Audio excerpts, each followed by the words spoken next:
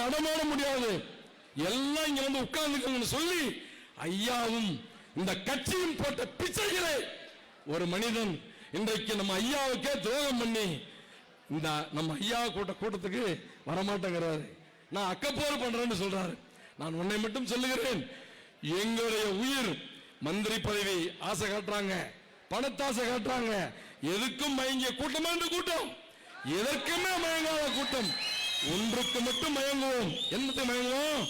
ஐயாவுடைய அன்புக்கு மட்டும்தான் மயங்குவோம். இன்னொன்னு ஐயா அவர்களே, நான் அதிகமா பேசணும், மன்னிக்கணும். ஐயா அவர்கள் 46 ஆண்டுகளுக்கு முன்பு வன்னிய சங்கத்தை துவங்கினார்.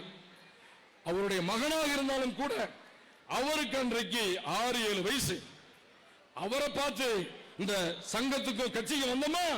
நம்முடைய ஐயா அவர்களை பார்த்து வந்தோமா? சொல்லுங்க, யாரை பார்த்து வந்தோம்? ஐயா அவர்களை பார்த்து வந்தோம். அப்படிப்பட்ட தலைவர் நமக்கு கிடைத்திருக்கிற தலைவர். எதையுமே எதிர்பார்க்காமல் அன்பை பாருங்க. ஒன்னு சொல்லணும், ஐயா மாதிரி அன்பு காட்டுறதுக்கும் கோபத்தை காட்டுவதற்கு மாறலை. எப்படின்னா, திண்டிவனம் போனா அதான் நம்ம தப்பு பண்ண திட்டுவாரு.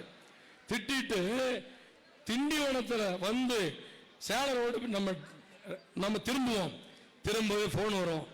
தண்டமணி ராஜா போன் போட்டு கொடுப்பாங்க, நான் ஐயா பேசுறாங்கம்பாங்க. ஏன்பா நான் உன்னை திட்டுறது கோபம் மாறுதா?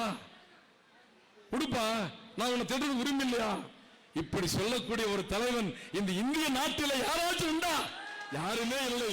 அப்படிப்பட்ட ஐயா அவர்களே, உங்களுக்காக ஒட்டுமொத்த சேலம் மாவட்டமும் சிறிதளவும் சேதாரம் இல்லாமல் உங்களோடு இருக்கிறோம். உங்களோடு மட்டுமே இருப்போம். எங்கள் வாழ்நாள் முழுவதும் இருப்போம். நன்றி, வணக்கம்.